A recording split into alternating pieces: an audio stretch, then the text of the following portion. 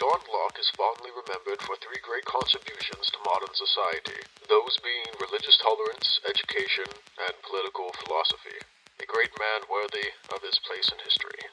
The soon-to-be great man was born in the year of 1632 in the small village of Wington. I hope I'm pronouncing that right. Probably not, but whatever. Locke wished to become a doctor, and to achieve this he studied medicine at Oxford, where he would find a politician by the name of Anthony Ashley Cooper. After becoming acquainted with Locke, Cooper insisted to have him move to London and become part of his household. There, Locke would participate in the debates of the day, ranging from everything to politics to religion. The first subject Locke took interest in was the question of different religious beliefs. At the time, there was mass questioning of religion since Henry VIII broke away from the Catholic Church. With so many people questioning what was at the time a larger part of everyday life, arguments were made for the total government control over religion. Locke was not so fond of the idea of controlling the beliefs of others, as he would write in a letter concerning toleration in 1667. If you wish to read it in its entirety, be my guest, but it is far too much for me. So I found a summarization of sorts, key arguments if you will. 1. Earthly judges, the state in particular, and human beings in general, cannot dependably evaluate the truth claims of competing religious standpoints. 2. Even if they could, enforcing a single true religion would not have the desired effect, because belief cannot be compelled by violence. Thirdly, coercing religious uniformity would lead to more social disorder than allowing diversity. For Locke, and just about everyone today, religion was a personal choice that the state had no business in.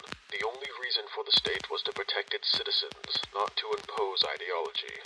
It has been said that because of Locke and others like him, that the practice of imprisoning individuals for what they believe in was looked at as barbaric. Truly one of the greatest accomplishments when it comes to treating our fellow man with respect instead of hate.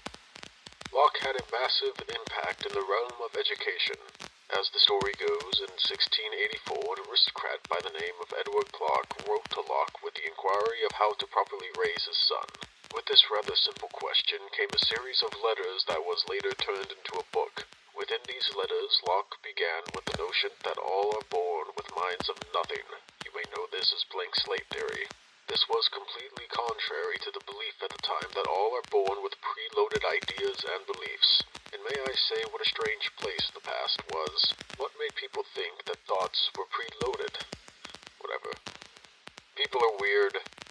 Locke believed that all knowledge was gained through experience, whether it be through feelings, sights, or sounds. All knowledge was found in the outside world or the internal feelings of the world. Locke believed that the education someone received was a determining factor in how someone will turn out, whether they be good or evil.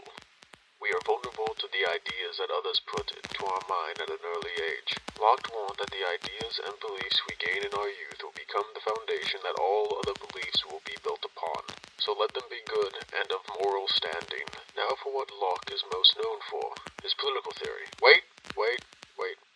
I will only be covering the very simple political beliefs. In fact, they are so basic I would question your morals if you did not hold these beliefs dear to your heart. In 1689, Locke wrote the Two Treatises of Government. In this book, Locke questioned who had the right to lead the country. At the time, it was widely believed that the right to rule came from God, but Locke dismissed these claims in the first treatise. In the second treatise, Locke looked at the idea of the state of nature, first put forth by Thomas Hobbes. Hobbes believed that the state of nature was a dangerous place where death and savagery ran rampant.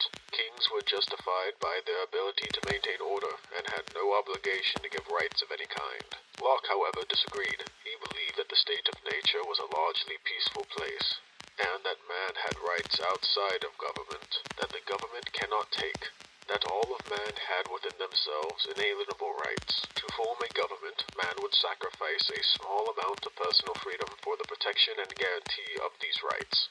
If a tyrannical government did deprive its citizens of their rights, then the people were within their rights to remove their consent from the government and install a new one. Locke also believed that the people should always hold the rights and means to overthrow the government. John Locke, a man that has done so much to form our modern Western society, I can only dream to have a minute fraction of the amount of influence he had. It will do you well to follow his teachings, for he is a man worthy of your time. I would highly recommend his work. Take care.